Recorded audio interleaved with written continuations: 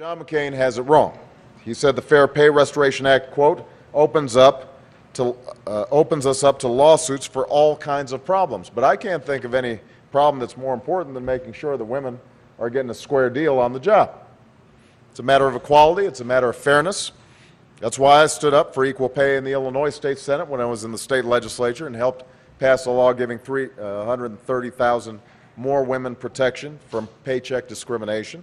That's why I've been fighting to pass legislation in the Senate so that employers don't get away with discriminating against hardworking women like Lilly Ledbetter, and that's why I'll continue to stand up for equal pay as president.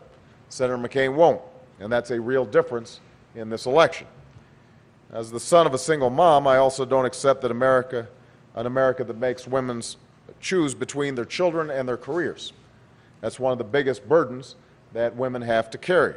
It's not acceptable that women are denied jobs or promotions because they've got children at home.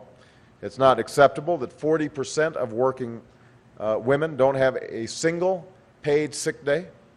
That's wrong for working parents, it's wrong for America's children, and it's not who we are as a country. So I'll be a president who stands up for the American family by giving all working parents a hand. To help with child care, I'll expand the Child Independent Care Tax Credit so that working families can receive up to a 50% credit for their child care expenses. I'll double the funding for after-school programs that help children learn and give parents, particularly working parents and single moms, some relief. I'll invest $10 billion to guarantee access to quality, affordable early childhood education for every child in America. And with more and more households headed by two working parents or a single working parent, it's time to dramatically expand the Family and Medical Leave Act. Since more Americans are working for small businesses, I'll expand FMLA to cover businesses with as few as 25 employees. This will reach millions of American workers who aren't covered today.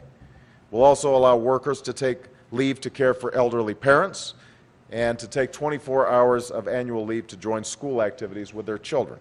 And we'll cover employees who are victims of domestic violence or sexual assault. I also want to stand up for paid leave. 78% of the workers who are covered by the Family Medical Leave Act don't use it because they just can't afford it. It's not paid, and that's not fair. You shouldn't be punished just because you get sick or are dealing with a family crisis. And that's why I'll require employers to provide all of their workers 7 days of paid sick days a year. And I'll support a 50-state strategy to adopt a paid leave system and set aside $1.5 billion to fund it. So I have a clear plan to expand paid leave and sick leave.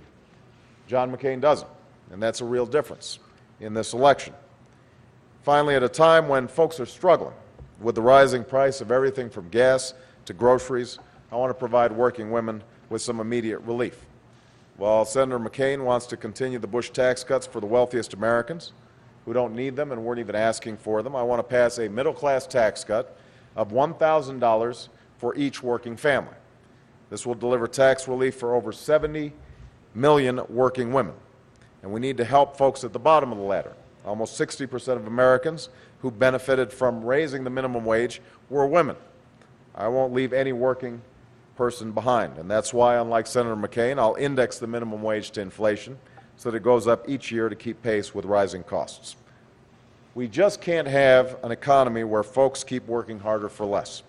We can't let women in our workforce get paid even less for doing the same work. We can't keep pushing more and more of the burden on the backs of working parents who are struggling to balance job and family, because what binds us together, what makes us one American family, is that we stand up and fight for each other's dreams and for the dreams of all our children.